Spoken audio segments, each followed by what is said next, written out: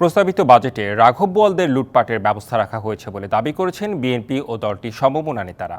তাদের মতে বাজেট পরবর্তী সংবাদ সম্মেলনে অর্থমন্ত্রীর আচরণ প্রমাণ করে যে সরকার বেসামাল হয়ে পড়েছে।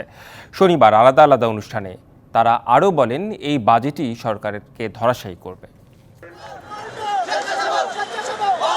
শনিবার বিকেলে রাজধানীর নয়াপল্টনে দলের কেন্দ্রীয় কার্যালয়ের সামনে বিএনপি চেয়ারপারসন খালেদা জিয়া সহ নেতাকর্মীদের মুক্তির দাবিতে ঢাকা মহানগর দক্ষিণ বিএনপির মানববন্ধন। এতে যোগ দিয়ে প্রস্তাবিত বাজেটকে দুর্নীতিবাজদের মোটা তাজা করার বাজেট আখ্যা দেন বিএনপি নেতা গয়েশ্বর চন্দ্র রায়। এবার বাজেট হলো চোর, বদমাইশ, লুটেরা, ঘুষখোর, দুর্নীতিবাজ, মুদ্রা পাচারকারীদের মোটা তাজা করার বাজেট।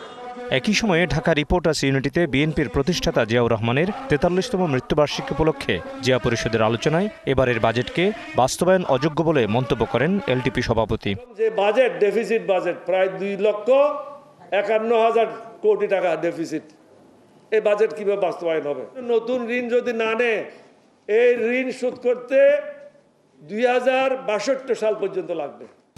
নগদে ৫০০ টাকা বা তার বেশি পেমেন্টে পেতে পারেন ঢাকায় জমিসহ ২০ কোটি টাকার পুরস্কার। এর আগে সকালে প্রয়াত রাজনীতিক সিরাজুল ইসলাম খানের প্রথম মৃত্যুবার্ষিকী উপলক্ষে জাতীয় প্রেসক্লাবে জেএসডির আলোচনায় বিএনপি মিত্ররা বলেন, ক্ষমতাসীনদের পতন চাইলে সময়ের কাজ সময়ে করতে হবে। এই জনগণের পাশে আপনারা সামনে এগিয়ে যান, জীবন দিতে হবে, লড়াই করতে হবে। স্বাভাবিক হচ্ছে এই লড়াই করে জীবন অনেক মূল্যবান। অর্থমন্ত্রীর কালকে রাগ, খুব বিরক্তি ওনার বাজেট উত্তর যে সংবাদ সম্মেলনে সেটা প্রমাণ করে দিয়েছে সরকার পুরোপুরি একটা বেসামাল অবস্থার মধ্যে সরকার আছে। এ সময় সব ভুলে সরকার পতনে ঐক্যবদ্ধ হওয়ার আহ্বান জানান বিএনপি মহাসচিব। আপনি বাজেট দেখলেই বুঝতে পারবেন যে রাঘব বোয়ালদের লুটে খাওয়ার আরেকটা ব্যবস্থা করেছেন। এটা এই প্রত্যেক বছর একই ঘটনা ঘটছে। দল মত নির্বিশেষে আমাদের ছোটখাটো দোষ ত্রুটি ভুলে গিয়ে আসুন আমরা সবাই একসাথে হই। এদিকে জাতীয় প্রেসক্লাবের সামনে ইসলামী ঐক্যজোটের বিক্ষোভে অংশ নিয়ে বিজয় নিশ্চিত না হওয়া পর্যন্ত লড়াই চালিয়ে যাওয়ার ডাক দেন বিএনপি নেতা জয়নুল আবদিন ফারুক। এই সরকারের বিরুদ্ধে লড়াই অবতীর্ণ হতে হলে ঐক্য হতে হবে।